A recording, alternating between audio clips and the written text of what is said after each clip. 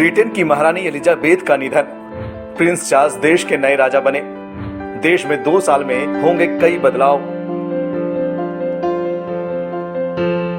Britain की महारानी Elizabeth द्वितीय नहीं रही। उनके निधन के साथ ही शाही परंपरा का एक युग खत्म हो गया है। पूरी दुनिया स्तब्ध है। सभी देशों के प्रमुख गहरा दुख जता रहे हैं। इस बीच अब ब्रिटेन में राजा का राज शुरू हो गया है। महारानी के निधन के तुरंत बाद गद्दी की जिम्मेदारी बेटे प्रिंस चार्ल्स को सौंप दी गई है। महारानी के आखिरी वक्त में प्रिंस चार्ल्स बालमोरल महल में ही उनके पास थे। ब्रिटेन के नए राजा को महाराज चार्ल्स तृतीय के नाम से जाना जाएगा। महारानी एलिजाबेथ द्वितीय के सबसे बड़े बेटे और ब्रिटेन के नए महाराज चार्ल्स ने गुरुवार को कहा कि उनकी मां का निधन उनके और उनके परिवार के सभी सदस्यों के लिए सबसे बड़े दुख का क्षण है। हम एक महान सम्राज्ञी और एक बहुत प्यारी मां के निधन पर गहरा शोक व्यक्त करते हैं। मुझे पता है कि पूरे देश, राष्ट्रमंडल और दुनिया भर के अनगिनत लोगों द्वारा गहराई से उनकी कमी महसूस की जाएगी। शोक और बदलाव की इस अवधि में महारानी को मिले व्यापक सम्मान और गहरे स्नेह से उन्हें और उनके परिवार को सांत्वना और बल मिलेगा। महारानी एलिजाबेथ द्वितीय का गुरुवार को स्कॉटलैंड स्थित बालमोरल कैसल में निधन हो गया।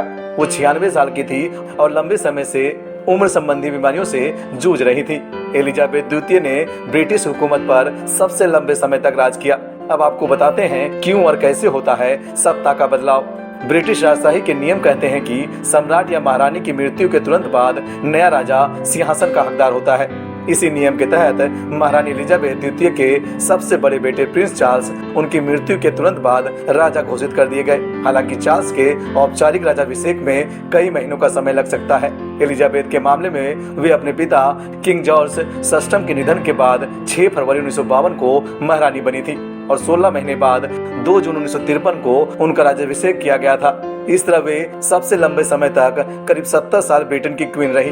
महारानी के बाद अब 40 साल के प्रिंस विलियम ब्रितानी सिंहासन के उत्तराधिकारी और 73 साल के प्रिंस चार्ल्स किंग हो गए हैं। अंत में जान लीजिए कि महारानी के शाही परिवार में कौन कौन है। महारानी एलिजाबेथ के पति प्रिंस फिलिप की मौत 9 अप्रैल 2021 को हुई थी। अब महारानी भी नहीं रही। महारानी के 4 बच्चे हैं, प्रिंस चार्ल्स, प्रिंसेस एने, एंड्रयूज और एडवर्ड, जिनसे उनके 8 पोता पोती हैं और 12 ग्रेट ग्रैंड चिल्ड्रन यानी पड़पोते पड़पोती हैं। महारानी के निधन पर शाही परिवार के आधिकारिक रूप से शोक बना रहेगा। सभी आधिकारिक कार्यक्रम रद्द कर दिए गए हैं। शाही महलों और घरों पर यूनियन जैक आधा झुका दिया गया है। इसके अलावा ब्रिटेन की सभी बाहरी पोस्टों और सैन्य ठिकानों पर भी झंडा झुका रहेगा। अंत में जानिए कि रानी के निधन से देश में क्या क्या बदलेगा और इसमें कितना समय लगेगा। दरअसल महारानी एलिजाबेथ द्वितीय के रिकॉर्ड तोड़ शासन के बाद अब ब्रिटेन में शाही प्रतीकों से रानी का नाम और चेहरा हटाने में काफी समय लगेगा। कई ऐसे शाही प्रतीक हैं जिन्हें अब बदलने की जरूरत पड़ेगी। जिन नोटों और सिक्कों पर रानी का चेहरा है उन्हें अब हटाया जाएगा।